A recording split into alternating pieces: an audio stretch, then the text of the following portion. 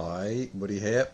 This is the first edition of tinkering with the big Range Rover. I have done some tinkering on it already. I've replaced this, which you Range Rover people will know operates the fan.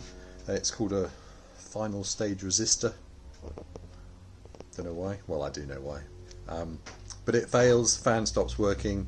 I replaced it. It's not a difficult job. Just bits of bodywork to remove, like panel work, and then change that. But today I'm going to be trying to see whether I can locate the actuator on the big turbo, which is stuck, so it's really hard to see, and probably even harder to free off. So that's like a bit of an aspirational goal. I'm also going to take the what are they called, steps off the side, take the plastic off, lanyard guard behind there, the brake pipes, to get those treated. I won't be pulling the inner wheel arches off the rears to clear out the crud that will be there yet, but that'll be next job, another video I'm sure. Anyway, I'll try and film what I can, but the first task is to get the wheels off, get it up on some axle stands safely, so I don't get squashed. Alright, join me shortly. Right, I'll show you where I've got to so far. It's progress, but slow progress.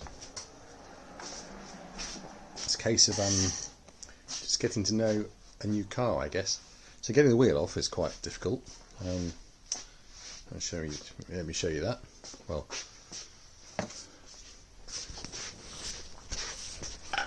I've got an axle stand under this cross member here, but you'll notice there's some, I think it's coolant dripping over that side. So that's interesting. That's another little job. Let's have a quick look at the wheel. One of these had the locking wheel nut in, and that was a bit crusty. I think it was that one there.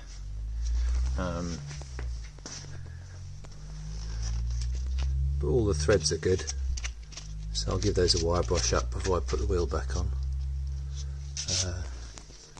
Great big discs, fair amount on the pads, which is good. And discs are in good nick. So again, the objective of this was to see if I could see the actuator for the big turbo, which is causing the car to go into restricted performance mode. So I'll clear that bit of pole of, I think it's coolant, and then get underneath. The other thing that I know needs changing is this lower arm here, because of the condition of this bush. I mean, hold on. Yeah, it's just knackered.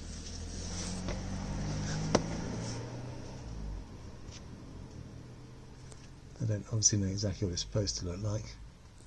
I'll show you the other side. It doesn't have this great big gap in it here.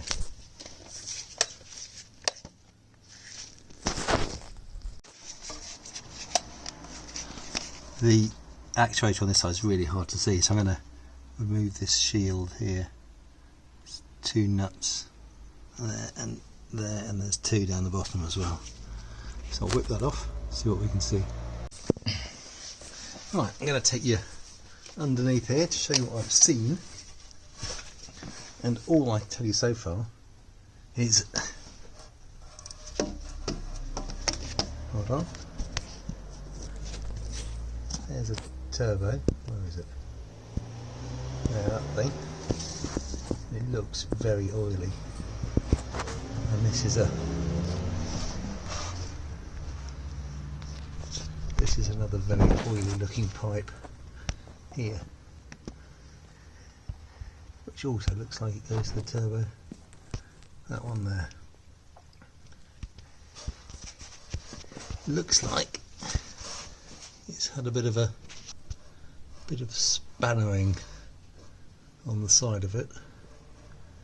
That sort of mark there, so maybe it's been played with before. or maybe it's just blowing oil out of that Jubilee clip there, because it's, I don't know, not working properly. Haven't found the actuator yet, but that's all I know so far. The other side looks perfectly clean. Right, I'm going to admit defeat on the turbo actuator because I can see it, but I can't get to it. So, and even if I could get to it, I wouldn't know what to do with it to try and make it move. My son turned the ignition on and off, and the other turbo actuator cycles up and down through its movement twice. It takes a little while. It takes about 10 seconds after the ignition is turned on before it does that. And yeah, looked at the other side, didn't move at all. So what I'm going to do to make use of my time is I'm going to take the kickboards off, take the plastic coating off the sill, and see what sort of condition the brake pipes are in. And I may even do a little bit of cleaning behind the rear wheel arches. Right, here's progress so far with the step. As it's not difficult to get off, just be a bit careful. But the car looks much better, I think, without it. So that one's off.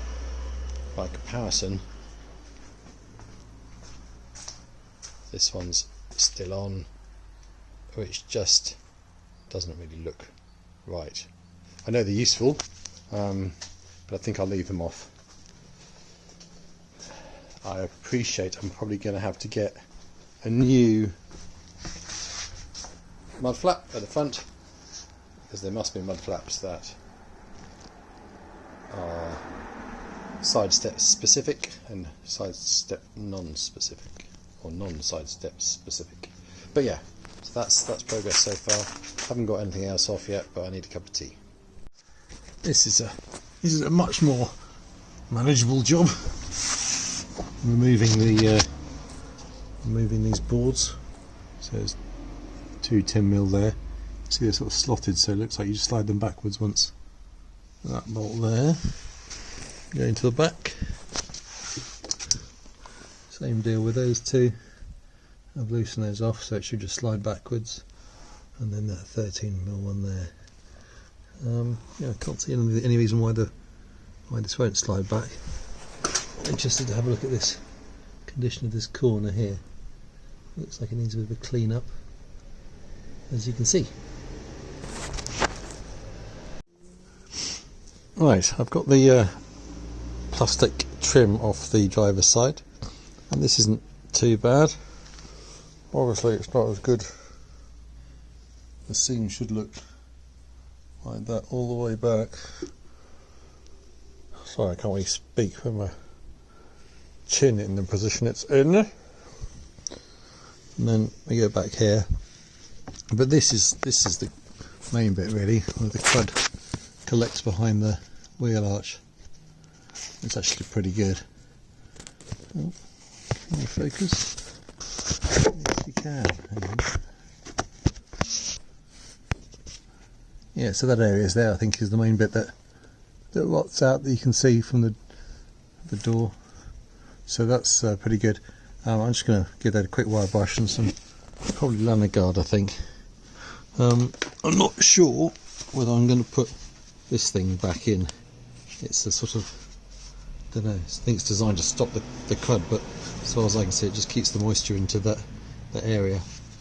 I'll offer it up again and see what I think, but I think that might be staying out. Anyway, let's crack on with the wire brush.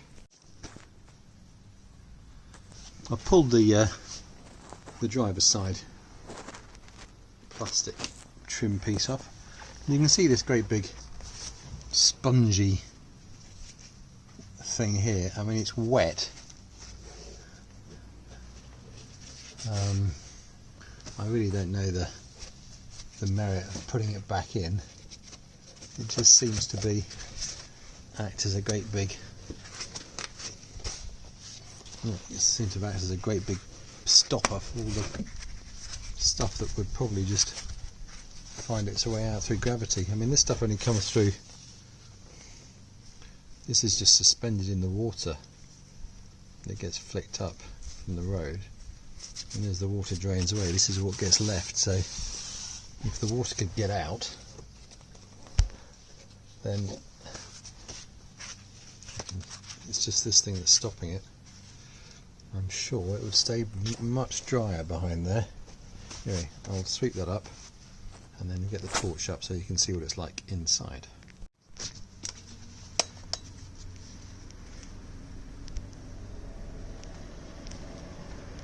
This side looks a bit cleaner than the passenger side. There's a swivel round underneath. Yeah, it's a bit better. So neither side was bad, but let's have a look up in here. Again. Yeah, that's pretty clean. That's cleaner than the other side, as you'd expect. The passenger side being the side for hold on.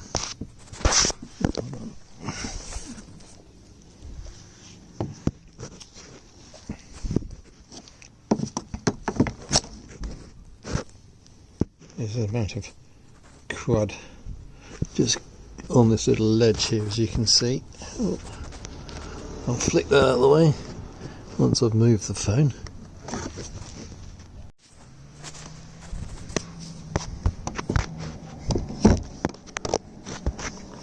So it's pretty clear.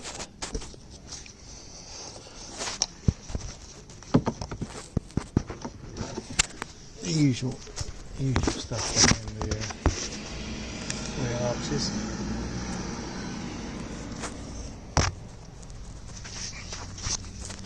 Apart from that, pretty good.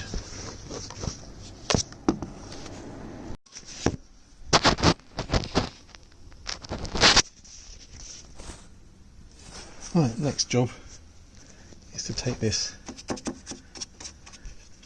plastic panel off, which I think covers up onto rear brake pipes. Apparently there's clips for these brake pipes, plastic clips these brake pipes clip into, and that's where they corrode. So I'm going to take this off, have a look at them, give them a good dollop of the old spray. Right, starting from the back, you see they've got a little bit corroded.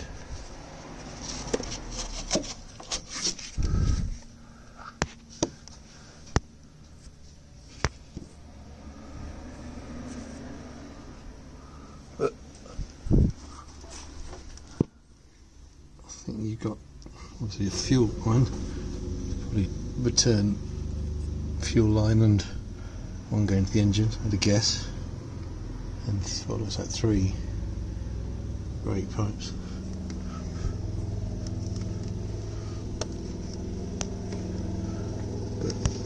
But nice and clean up further forward. So I'm just going to give these a good spray of Lanagard, I think.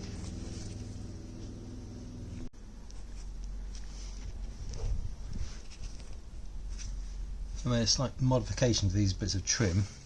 This is the lowest point on both sides, so that's where the water collects. So I've drilled a hole in it, a drainage hole to drain the water out.